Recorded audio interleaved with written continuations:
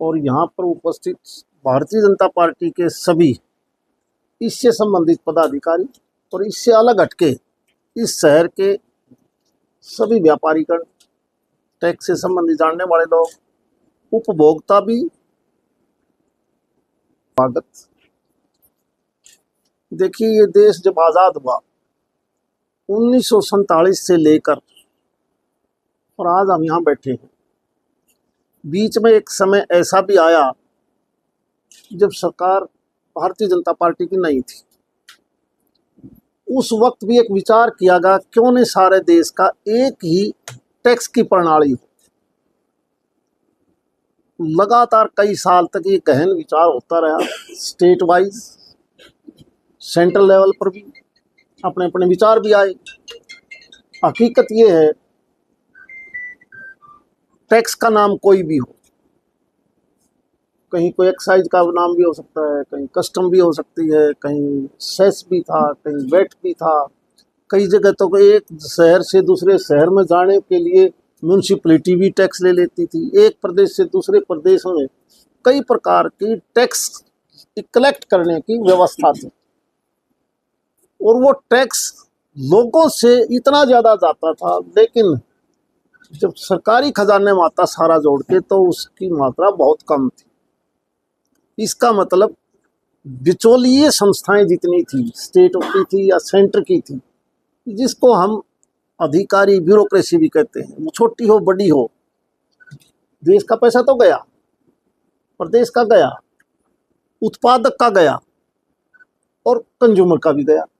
गया किसकी? कुछ जेब में चला गया। तब ये विचार आया कि क्यों नहीं एक ही प्रणाली बना ली। आपको याद है, फिर भारतीय जनता पार्टी आदरणीय नरेंद्र मोदी जी के नेतृत्व में एक बिल पास होया जिसको हम जीएसटी बोल देते हैं। यानी उस बिल को बड़ा टाइम लग गया, सारी रात तक पार्लियामेंट चलती रही। उसके बाद क्योंकि एक नई नई संस्था बनाई, उसमें धीरे धीरे कई मीटिंग होती रही कि एक बार जो किया है उसको धीरे धीरे अमेंड करो, सुधारीकरण के ऊपर ले जाओ। कई प्रकार के टैक्सेस थे, 0 यानी 5% से लेकर 38, 35, 40% तक। अब जैसे ये सुधार आया, अब जो लास्ट सुधार आया है अभी उसके बाद केवल टैक्स की लगभग 2 प्रणाली, 5% और 18% में शामिल कर ली। कुछ एक वस्तुएं छोड़ दी जो 40% पर भी है। और आप हैरान रह जाओगे, जो पैसा कई गुना ज्यादा जेब में जाता था, वही पैसा देश के खजाने में, जिस पैसे से इस देश का सारा इंफ्रास्ट्रक्चर बना है, रेल का, सड़क का, जहाज का, यहाँ तक के डिफेंस का भी, यानी सारी चीजों में पैसा आपको, अगर डायरेक्ट टैक्सेस को देखोगे या इनडायरेक्ट टैक्सेस को देखोगे तो लगभग 4 गुना पैसा सरकार के खजाने में आ गया। इसका मतलब 2014 से पहले जो पैसा इकट्ठा होता था वो ज्यादा जेब से निकलता, समय ज्यादा लगता, बिचौलिए खा जाते।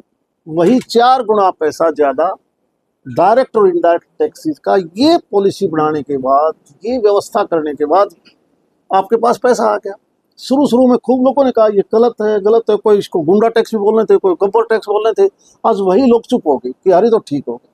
शुरू में व्यापारियों को भी बहकाने की कोशिश करी गई, लेकिन सही मायने में आज तकलीफ नहीं बल्कि सुविधा होगी, तकलीफ नहीं सुविधा होगी।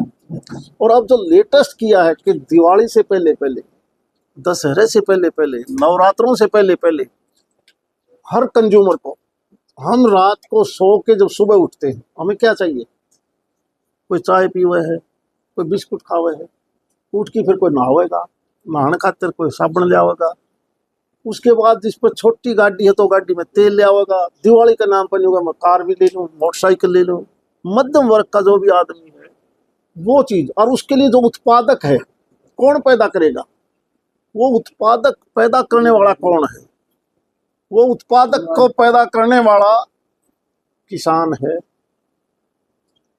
वो किसान खेत में हड़बा होएगा, ट्रैक्टर खरीदेगा, ट्रैक्टर में टायर भी आएगा, ट्रैक्टर में सारी चीज़ों की जरूरत पड़ेगी, कोई बैटरी भी लेके आएगा, यानी सारी चीज़ आएंगी।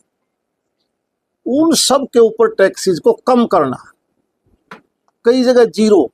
हेल्थ में भी जिसको ज़रूरत है, बीमारी पता नहीं क्या डाल की है, ऐसी ऐसी दवाइयों पर टैक्स जहाँ ज़्यादा था वो कहीं जीरो भी कर लिया, कहीं 5% पे ले आए।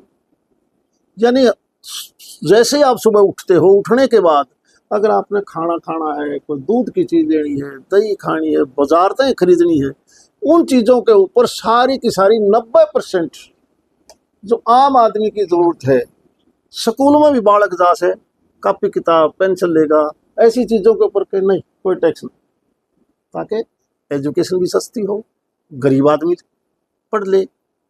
बीमार है तो हेल्थ में बहुत सी दवाइयाँ तो ऐसी हैं जिनको 0% कर दिया। बढ़ाया किसका? जो न्यू का मन तो ऐस करनी है, मेरे को तो पीछे ही कमी है, कोई बड़ी गाड़ी चाहिए मन तो, मैंने दूसरे डाल का सौदा भी चाहिए और डाल का सौदा भी चाहिए, क्योंकि पैसा ज़्यादा हो गया, खर्च नहीं करना। तू आ जा भाई, तू 40% दे दे, नहीं यानी तू 40 दे दे, तू ले ले तेरा। लेकिन जिसने ज़रूरत है वो पैदा होने वाली चीज़ से लेकर आगे तक उनके ऊपर टैक्स बिल्कुल कम से कम कर लिया। 90% से भी ज़्यादा तो 5% में ले आई। उसका सीधा फायदा अगर किसी को मिलेगा तो इस देश की जनता को मिलेगा। और जो पैसा इकट्ठा किया, जो कुछ एक लोगों की जेब में जाता था, इस भ्रष्ट मशीनरी के पास जो पैसा जाता था सारे देश में, उस पैसे को भी कम करके उसकी जेब में ना जाने दिया। डायरेक्ट ऑनलाइन डायरेक्ट बेनिफिशरी को पैसा देना, ये पहले डीबीटी नहीं था तो नाम मात्र। ये चाहे किसी ने कोई पेंशन देनी हो, किसान के घर में पैसा भेजना हो, किसी को अनाज देना हो, यहाँ का आदमी अनाज देने वाला केरल में भी लेगा तो तू ले ले भाई। यानी जहाँ 80 करोड़ आदमियों को आप फ्री अनाज दे रहे हो, यानी वेलफेयर के नाम पर भी पूरा पैसा दे दिया और डायरेक्ट दे दिया, इनडायरेक्ट नहीं, जिसमें बीच में को राख ही नहीं सकता।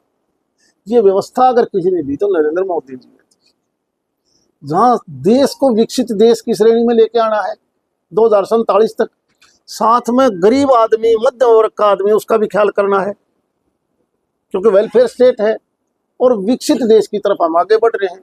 इसलिए आप हैरान रह जाओगे। मैं देखता हूँ कि डिफेंस का जिसका बजट बहुत थोड़ा था, एक समय था जब हमारी फौज को जाने के लिए हमें 10-10 दिन लग जाते थे बॉर्डर के ऊपर, नॉर्थ ईस्ट से लेके पाकिस्तान बॉर्डर तक, जो हिमालय की पहाड़ियां हैं, और चाइना ऊपर आके बैठ गया। उन्होंने अपना बेस, मिलिट्री के बेस पहले बना लिए, और हम कोई बात आ जाए तो 10 दिन लग गए। आज हमने वहाँ कनेक्टिविटी BRO के मार्फत करी हो, NHAI के मार्फत करी हो, मिलिट्री के बेस बनाने हो, और यहाँ से बनने वाली अपने देश के हथियार हमने अपने बना लिए।